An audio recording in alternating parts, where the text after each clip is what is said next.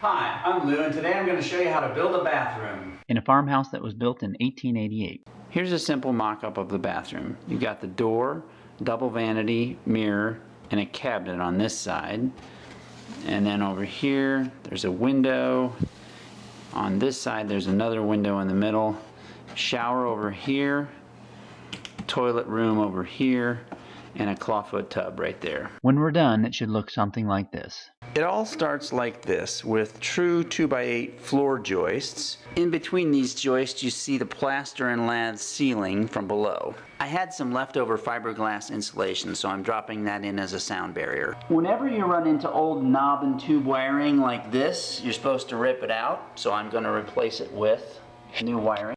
So good news, the knob and tube wiring that was here was all dead, so I just was able to cut it out. But I did add one new cable for a light that I want to install downstairs in the laundry room. The original plumbing entered the bathroom down in that corner, but it was exposed out here in the stairwell, so I ripped that out and added this new plumbing that's going to be hidden in the back of the laundry room. There's the toilet, clawfoot tub, shower, and vanities. Here's a quick lesson on plumbing. You have pipe like this, usually longer. You cut it with pretty much any kind of saw, like this.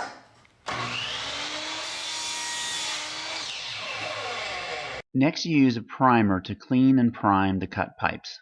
Next, we use PVC cement, and typically you do the inside of your part first, because then you can set it down and not get glue everywhere.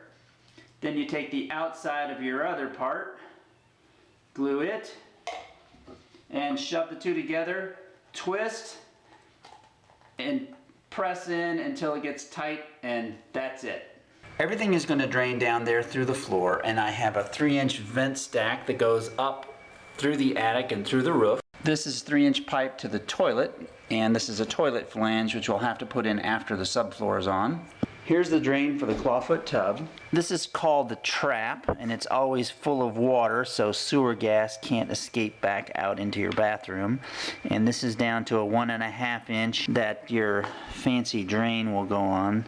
So that goes in there, this will tighten down, and this goes up to the clawfoot tub. Down here we have the shower drain, and I'm really not sure how high the floor is going to be, so I just left a piece maybe 8 inches tall, but eventually I'll cut it off and put on a shower drain like that. And there's the 2 sink vanity drains, and so I stubbed in 2 6-inch pieces. Now we're going to add hot and cold water with red and blue PEX. If you're going to be doing a lot of plumbing, just buy a $15 PEX cutter, but it is pretty easy to cut with a knife. If you just press flat, it does not cut very easily, but if you put it on the edge and bend it down a little bit and press, it cuts like a charm. We're going to put a T on the end of this PEX line.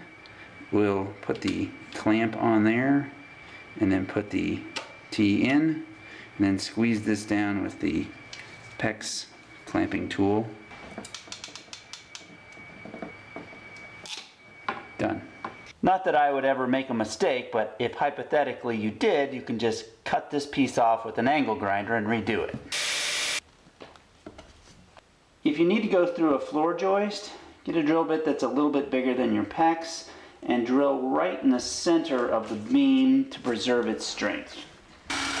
And run it through.